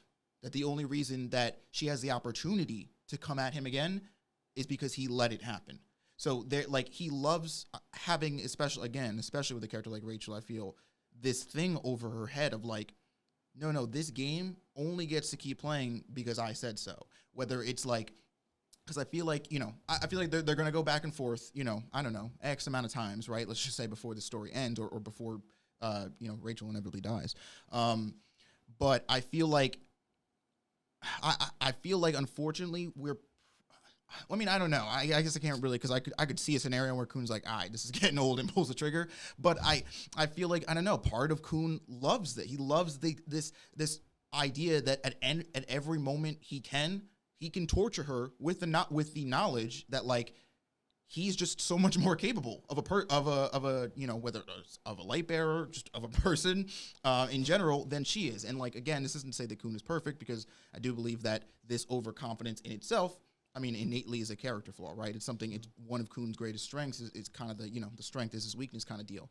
But I guess like the will it haunt him thing comes back to like, if he makes a mistake, if he messes up, like, is it a fatal one? Is it one that's going to cost him his life? Is it one that's going to cost, somebody on his squad or whatever, one of their lives? Or is it kind of going to be something that, like, just sets them back? You know what I mean? And so, because, I don't know, I guess in my mind, I'm like, if they have some sort of game altercation, whatever, and Rachel is the winner of that outcome, but, like, it kind of just, like, ends up knocking Kuhn and or X people back a couple pegs, like, I feel like that's a chance Kuhn would take, as opposed to, like, if it's something as ridiculous, or at least to Kuhn, as like, do this, lose, and bam, dies. Or, you know what I mean? Like, where I think Kuhn, and maybe this is a little bit to one of his faults, like,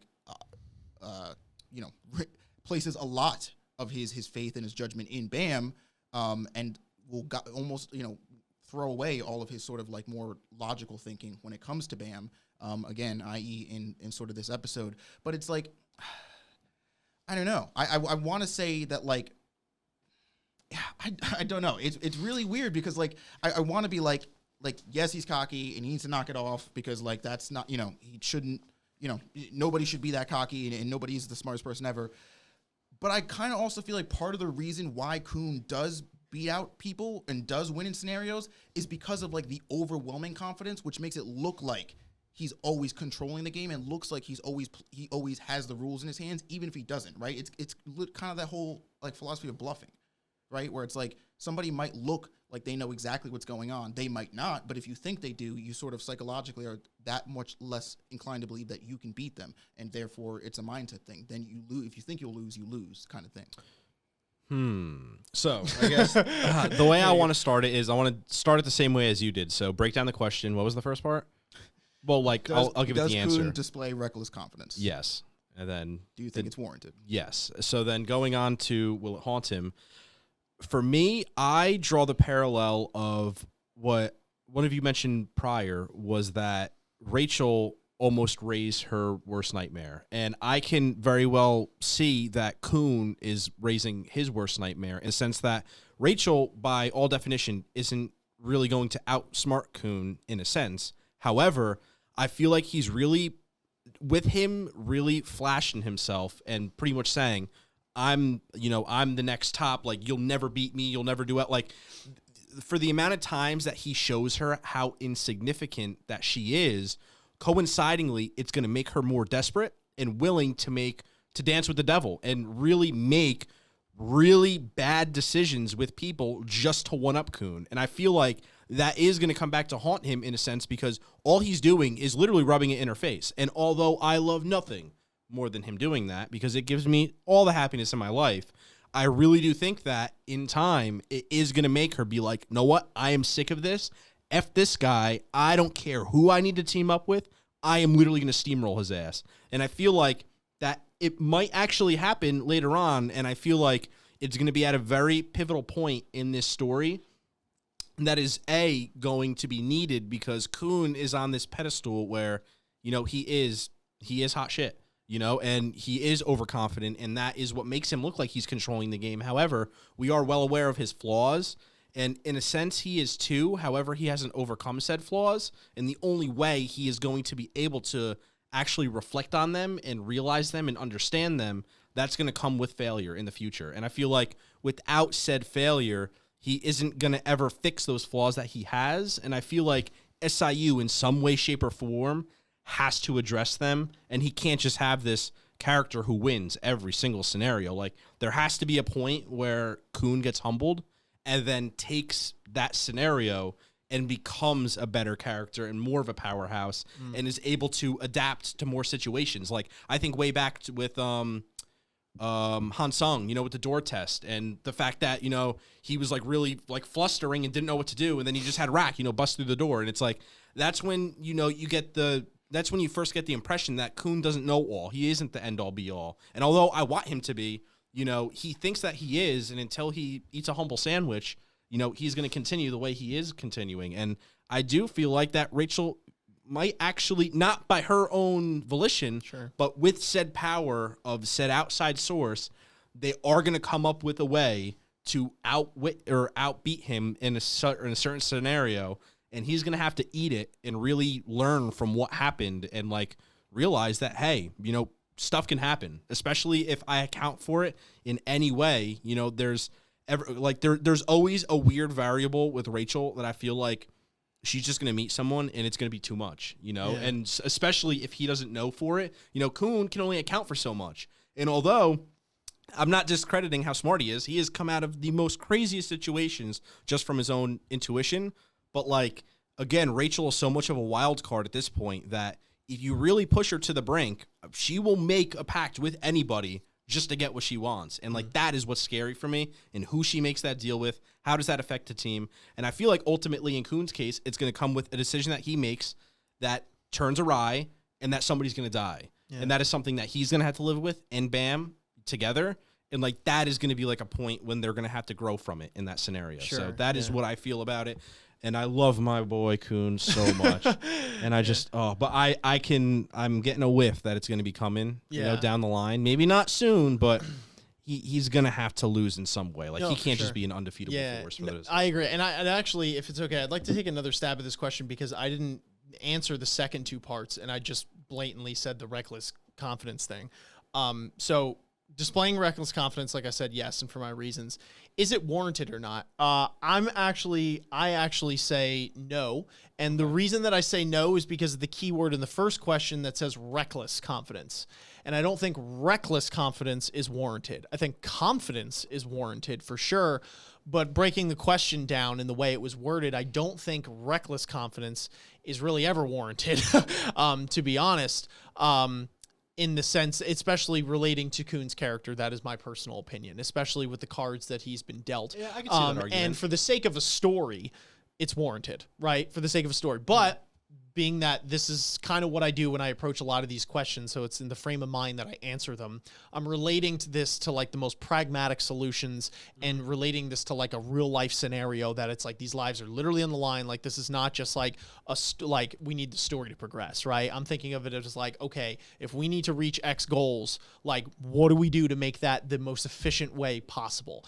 And I personally think with that frame of mind that I don't think reckless confidence is warranted. I think that Kuhn's confidence and his somewhat cockiness definitely gives him an edge sometimes in these games, like you had mentioned before, Isaiah, that like people might get in their own heads thinking that it's like they can't outsmart Kuhn when Kuhn might not have all the answers, and because he's just so damn confident and or cocky and his ego is so large that it gives him this inflated sense like he's going to be the winner before this game was even decided. And that could really be a big deal, right, when he's going against people. So I think that's a useful tool to have so long as you know how to rein it in when needed.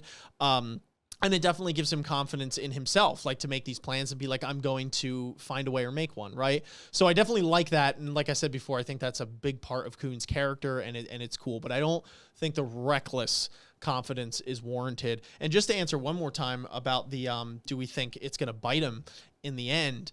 Yeah, like I said before, yes. But there's one thing I'd like to point out about Rachel and her character and the reason something that took me by surprise when we were reading these chapters, and another reason why I think that this is going to bite Kuhn at some point or another. And it's that Rachel is actually way more patient than I was willing to give her credit for. And I say that because, which can be a virtue. Patience is a virtue, right? In that sense, in the sense that when she goes into the submarine again, or when she goes into the submarine, she comes to the third test, and Joaquin is really, dude, Joaquin's burns are the best because he's just like, ugh, God, it's you again, right? Like, they're hilarious. But I honestly, especially after this whole, like, that's not fair, like everything with Kuhn, I was led to believe that. I'm like, oh, okay, I think she's gonna do something to probably just like stab Joaquin in the back, because, like her ego's been bruised right here, right? And I think she does do that to an extent. Her ego is easily bruised, but I think that's a difference between patience and having your ego bruised. It's a patience in the sense that I'm willing to wait for as long as I need to get back at you, regardless of how ridiculous this grudge is or not. Yeah, I can endure that pain. Yeah, until I can dish exactly. it back. Just to give it back to you, and it's like, who did that help? No one, but here we are. Yeah. But I thought the reason I think that again is because Joaquin calling her pathetic and all these kind of things. You see this like clenching fist from Rachel, and you see it's like, oh, I'm thinking that it's like, all right, this is going to be the test. Like, can she really take that ego, that bruising ego? Is her ultimate mission or whatever the hell that is more important? Or is it just getting that expediency, that in the moment, like, oh, you took a stab at me, like you think I'm useless? We'll take this, And, but she doesn't do that. And which to me came as a surprise. And not only does she do that, but she then relays again to Kuhn what her, what the goal is. Like, this is where I'm going to be. This is actually what matters right now. Which was definitely a little more of insight into her character. And if anything, Rachel is not incredibly, or she's really good at faking it. She's not incredibly intelligent, or at least not on Kuhn. Kuhn makes everyone look stupid. And, but she is incredibly persistent. And she's incredibly stubborn, and she's incredibly resilient and resourceful in that way, and she's incredibly patient.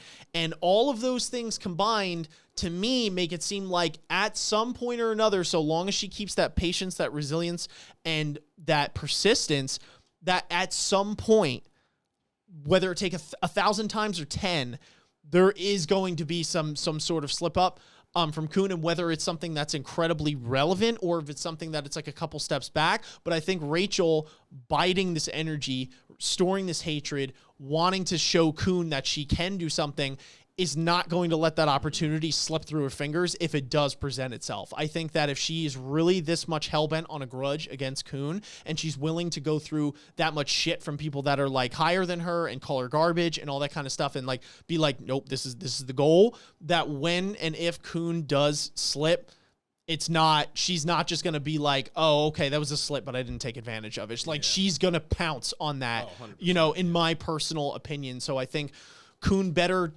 tread lightly when it comes to that, and never underestimate anyone, just as a general rule of thumb, because you never know. 1,000 times, one out of 1,000 times, that person that you never thought was going to pull a rabbit out of a hat might just pull that rabbit out of a hat, and that's when crazy things happen. So I think the key word for me is if, right? Like, if Rachel keeps that patience going, if she keeps that persistence, if she keeps this tenacity, and like, there's no guarantee that she does any of those things. Any of those things could crumble at any point in the story. And I think for me, it's this line of like, okay, backs against the wall, Rachel's stats, Kuhn's stats, neither one of them have any pluses, like who's walking out of that room. And I think, like, sure, there is something to be said for if she does keep all that stuff up, and if she does just sort of, go the tortoise tactic of like waiting for, taking her time out and waiting for Kuhn to make a mistake. But that implies that she can wait X amount of time. And I guess if that's, I don't know, like if that's a couple months, like even a year, like whatever, but like if that's a long time, I don't believe that Rachel's the kind of character that can wait exponentially long for that kind of thing. fair enough. I do. I think that how petty she is, and like how, she's so weak and everything personally.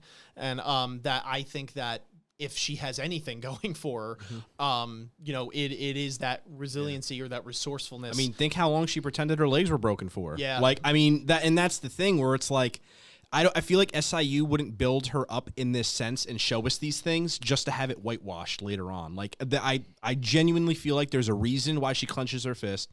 There's a reason why she's biting her tongue. And that it is going to build up. Like, he just doesn't seem the type of author that would just like double back on it and be like, no. Like I feel like it's almost a given that it has to be a point in her character to have almost like a redemption part. Because she can't have nothing. Like, you know what I mean? Because like we rip on her a lot and she is trash and terrible. And it's like, oh, she's all these awful things. But it's like, if you can't give her anything as a character, even if it's like, well, I don't think, whatever, then it's like she literally will like what, you know what I mean? What's the point of having her? First of all, I don't think that SIU is like writing Rachel's character away and then would just whisk it away. I think everything he's done is intentional and still leads into my point. And I would give Rachel one point of confidence, and that's that she's resourceful. But you can only be resourceful so long as you have resources, right? When those resources run out, you find new ones, which is what she's done. Is what I'm getting at. But that's assuming that those resources can be obtained.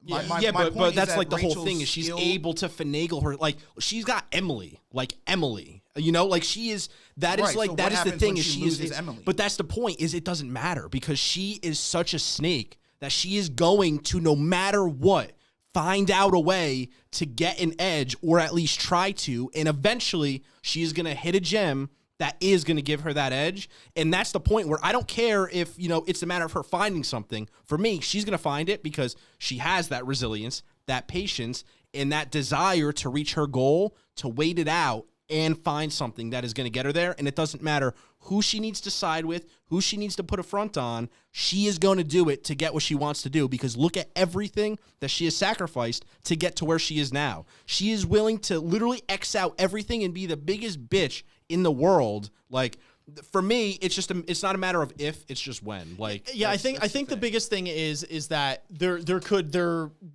any scenario could happen, right? Like she could be resourceful, she does all this, but there could be maybe she loses her patience, she snaps, right? She has a fit of rage, it screws her whole thing. Maybe she's resourceful, she can't find anyone. Those are actually very plausible ways of happening. I guess all I'm saying is that knowing what we know and that she does have the ability to do that, the more times that Kuhn lets her get away just to give you another I gotcha is that much more time each and every time he does it to give her the ability, even if it's a 1% chance, even if it's a 1 out of 100,000% chance to have that chance. And that's what's scary to me is that I personally feel as if like the fact, you know what I mean? Like the fact that he's doing it like alludes to like, you know what I mean? Like, I feel like we're supposed to think that in some way, shape, or form. Whether that comes to fruition or not is up in the air. We have no clue. But it definitely is interesting because it scares me, you know, because even if the chances are that slim, we know that Rachel, if anything, takes opportunities that she has and makes the most out of them. If it's the most scum way possible, whatever. So every time Kuhn lets her live for that extended period or lets her get away or be like, here's your coin for the next game when he didn't have to do that, every single time he does that is giving her that modicum of a chance, that sliver of a chance to actually be able to turn the tables. And even if it's unlikely, that doesn't make it impossible. So I think that's where Kuhn has to watch his back in that regard. Just kill Rachel, marry Bam, and you know leave room for me to slip in there. And obviously Kuhn will live luxury on any floor because he was doing that before, and we can live a happy life, and we don't need to climb the tower anymore. Yeah. So it's a win-win-win-win. Bitch Wins. dies, we get money. I get Kuhn and Bam. We're good. Throw in Yuri's got to be there in the pool party. So that's what I'm saying. We need this arc written. Yes. SIU, if you're listening to me, match me with Kuhn, Bam, and Yuri, and I will love you forever. And the arc is called Wins on Wins on Wins. Also, honorable shout out to Yuri's nuke fists that we didn't get to talk about in this, but I just want to say that was freaking awesome. So the hottest thing ever. That was amazing. But anyway, folks, this was a long one today. I hope you guys enjoyed it. We certainly had some pretty heated discussions here, so I think it was a good one. Let us know what your thoughts were in the comments down below. Make sure you guys are liking, subscribing, hitting that notification bell, and supporting us with all of the links in our description. But until next time, thank you so much for watching. Hope you have a brilliant day or night, and we'll catch you on the flip. Peace. Peace. Peace.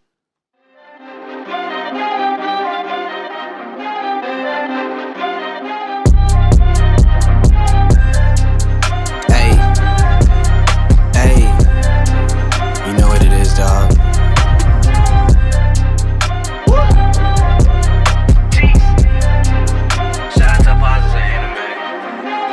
Ninjas are samurais, blaze of the kunais.